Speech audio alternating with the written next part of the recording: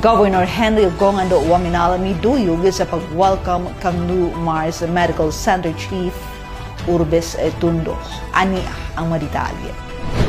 Personal gayud ni gitambungan og miduyog sa pag-abi-abi kang newly appointed Mars Medical Center Chief Dr. Jennifer Eileen Orbis Tundo, si Misamis Occidental Governor Henry S. Waminal ug 2nd District Representative Congressman Ando Waminal. Atul sa gipahigayon na installation ceremony of the Chief of Mayor Hilarion A. Ramiro Senior Medical Center and introduction to stakeholders. So sa kapost sa official Facebook page, gipahayag ni Governor Henry nga uban ikangkong ando, proud siya nga nakigduyog sa medical community sa pag-welcome kang Dr. Orbis Tundo nga giila sa gobernador nga usa ka hugna sa ilang commitment sa pagtagana sa dekalidad nga pagatiman alang sa maayong panglawas sa mga taga-Misamis Occidental. Pasabot ni Governor Waminal nga ang pag-atiman sa maayong panglawas wala lang nagpasabot sa sistema apan naglambigit usab sa pagsalig, kolaborasyon o paghatag prioridad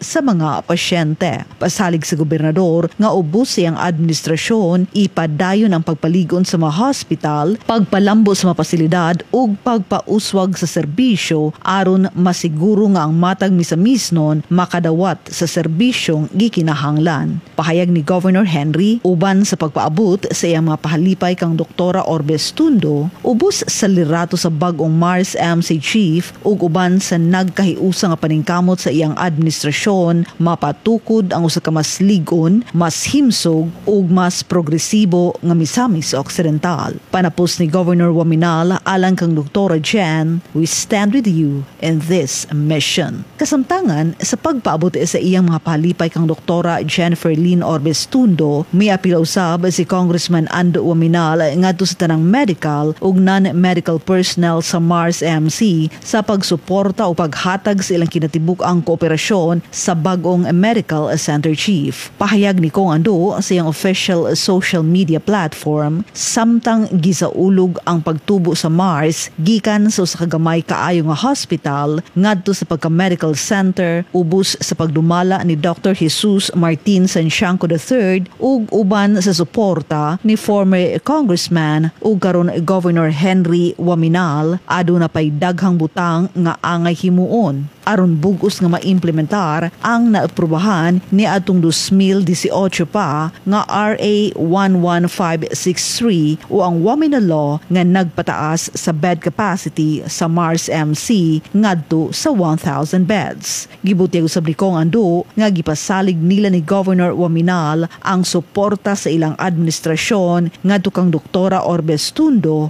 ug ang whole team aron ang Mars Medical Center makaserbisyo sa pinakamaayong paagi dili lamang alang sa mga misamisnon apan sa makatawhan ni ini nga bahin sa rehiyon.